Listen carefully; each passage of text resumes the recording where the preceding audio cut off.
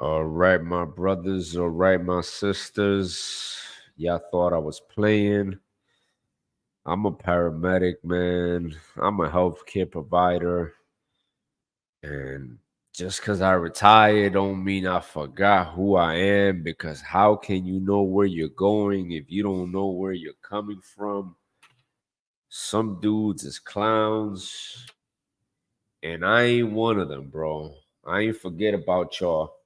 So, like I said, I want to keep feeding into the community and helping my brothers be better. So, in this video, I'm going to show you or give you some quick overview tips on how to navigate your first year as an EMT. And first and foremost, I want to give a congratulations to my man Alex, straight out of Brooklyn. Had a rough upbringing, similar to me, became an EMT. Then we met and then basically became my mentee and took life to the next level. Took his health to the next level, his mom's health to the next level.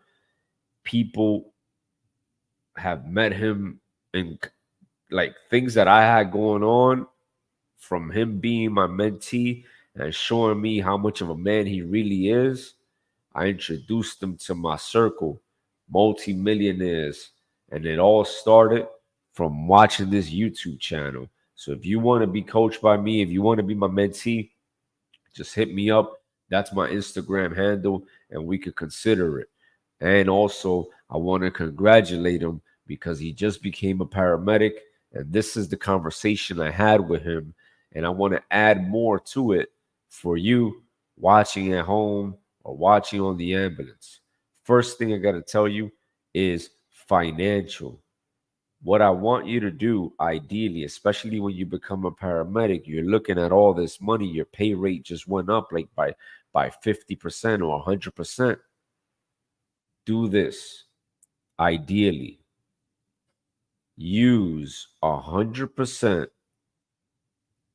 Now, out of those 100, grab 40%, go to taxes.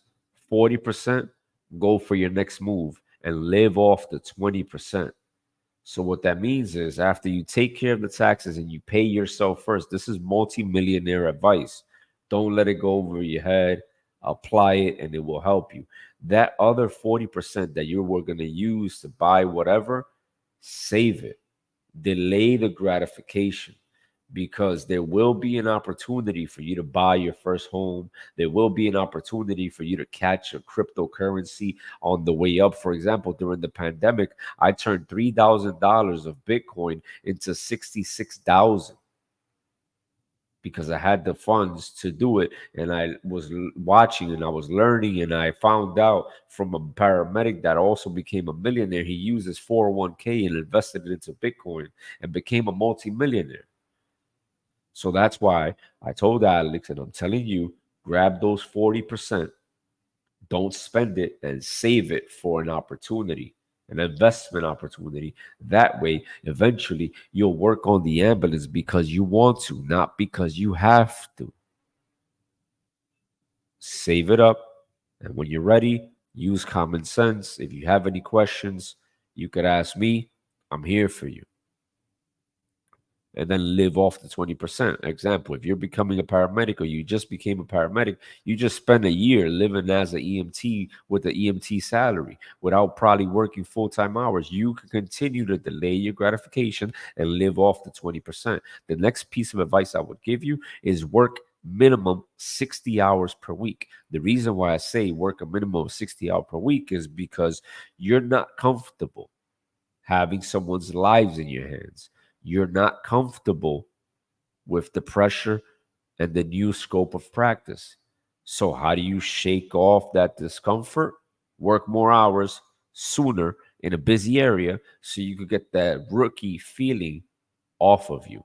And also, get a mentor. I can mentor you. I'm going to be offering mentorship to the viewers of this YouTube channel. I'm going to show you guys, and you don't even need my mentorship. Just grab a pen and paper and watch the 500 plus videos I uploaded, and that'll help you tremendously. But if you want to ask me particular questions, specific questions on a Zoom, then hit me up. on my Instagram, and I got you. But back to the topic at hand, work a lot of hours because you need to be able to adjust to the fast pace, especially if you're working in a busy area. And the best way to adjust to it is to expose yourself to it. Another thing I told Alex was, yo, if you can, do a critical care paramedic program immediately after because your brain is warmed up, your brain is ready to continue to learn. And that's a good thing to take advantage of because if you just came out of medic school and you go straight into critical care paramedic school, then what's going to end up happening is you could end up getting paid after you finish that. Also, understand this. It's but so much these videos can help you. It's but so much people's advice can help you. You have to learn on the job so you can build confidence. And how do you build confidence is by getting the experience, by knowing your protocols. Also, remember, before being an EMT, before being a paramedic, you're a man, you're a woman, you're a human being. So, how do you build confidence? By doing things that build your confidence. Work works, work out. If you got 10, 20 pounds of extra body fat, lose it. Do what you need to do to lose it. I can help you. But the moral of the story is another way for you to build confidence besides knowing your skills and being efficient in your practical skills is by leading a healthy lifestyle. It's very hard for you to be depressed if you're living a healthy lifestyle. And also, remember, some people think they're living a healthy lifestyle, but it's not all that healthy. For example, if you eat an apple with almond butter, you may be putting too much almond butter and it's going to keep you fat. Or you're eating chicken and you think it's healthy because it's chicken, but it's the chicken wing and that's high in fat. So you got to reduce stress. You got to reduce burnout in your first year. And how do you do that? By having positive venting mechanisms. I've said it before, I'll say it again. Lead a healthy lifestyle. You can do martial arts. Martial arts is like the Swiss Army knife of health and wellness. It'll build your confidence. It'll help you lose weight. It'll make you stronger. And it's a win win situation for everybody. The next thing I want to tell you about is teamwork, communication. If you're a paramedic, you're most likely the highest degree of medical knowledge on scene. So you got to get ready to be a team player and also delegate responsibility and communicate with the people that are following your lead. Repeat orders. If telemetry is giving you orders, repeat them. If you're going to give a dosage of epinephrine, repeat it to your partner. Obviously, you know the dosage, but even if it sounds like you're doing too much, repeating it, like, don't ever apologize for doing the right thing. And what I mean is, if you're going to give a medication and you want to confirm the dosage with your partner, and your partner tells you, hey, don't confirm the dosage with me, that's a dumbass partner. Like, hey, doing what's best for the patient. Aren't we supposed to be patient advocates? So just leaving that for you and at your discretion. But open lines of communication. And also make sure that you document properly and you get your signatures because as you probably heard before, you're going to hear it again. If you didn't write it, you didn't do it. Remember, PCRs can be used in a court of law. They're extremely important. Use them.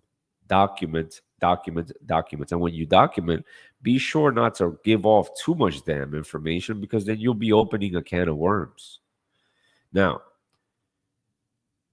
when it comes to navigating the hierarchy, you got nurses, you got doctors, you got PAs, and all these people.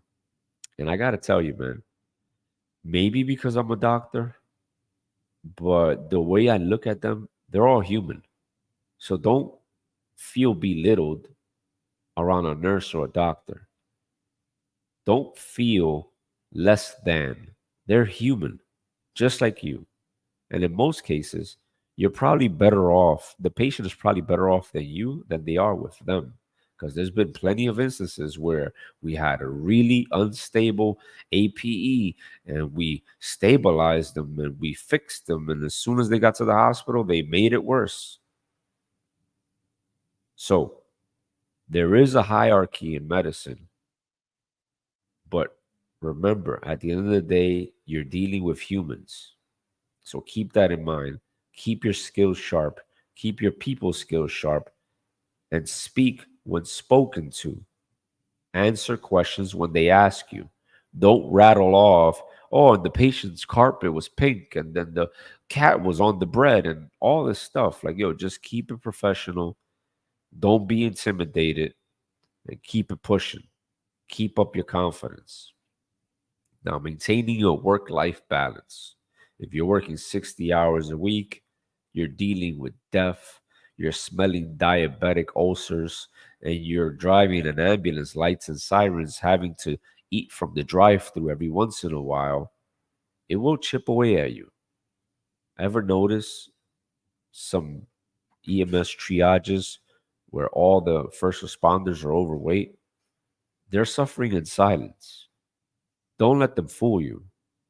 They may smile while smoking the cigarette. They may smile while walking around with their 30-ounce cup of Dunkin' Donuts coffee, but they're suffering in silence. Humans are made to thrive, not to barely survive. And what the heck point is it, or what's the point of you trying to help somebody when you could potentially drop them because your stomach is getting in the way and you can't get a good grip on the stair chair? Don't be one of them. And also, don't judge them, lead them. This is one of the things I do where there was a time where I would just be like, hey, he's overweight or she's overweight and I'm not. But now I don't judge you. I respect you for who you are. You're God's child. And I have the knowledge that you need for me to help you. And that should be your point of view as well as you approach them. Like, yo, let's do this instead. Let's use our downtime to walk around the block. But don't get too far from the ambulance, of course. And all these things I'm telling you, they're gonna prepare you to be better equipped to deal with difficult calls. Have a mentor, lead a healthy lifestyle, do martial arts, eat healthy. Did you know that 90% of our hormones and neurotransmitters are in the gut region? No wonder when you eat something heavy, you feel lethargic because your body's like, yo, I got to break this down. It takes a lot of energy.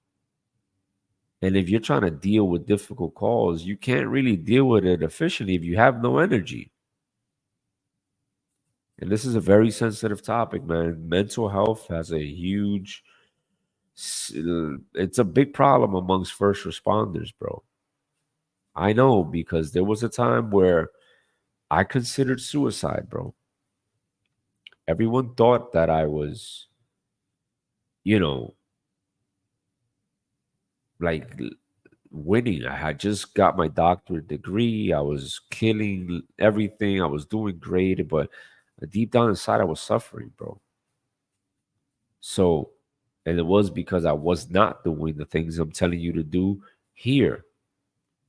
So, once again, get your money up, become strong in all areas of life, on and off the ambulance. Tailor your uniform, work out, and then have your uniform tailored to your body structure. Get the right mentor. That mentor will help you set career goals, whether you want to go into nursing, whether you want to get out of the medical field eventually or become a doctor the way I did, or you want to start a business the way I did. The best mentor is one that has all areas of life covered. Because what good is it having a doctor as a mentor who has a pizza stain on his shirt and is smoking cigarettes on his break? Everyone's opinion has bias. You might as well get the opinion that's good for you instead of one that's bad for you. All right. Shout out to Alex one more time. La via belle frame. Au revoir. I'll see you soon, bro. Last time I saw Alex was in New Mexico. We was executing a government contract. Shout outs to you, my brother. La vie belle. Au revoir.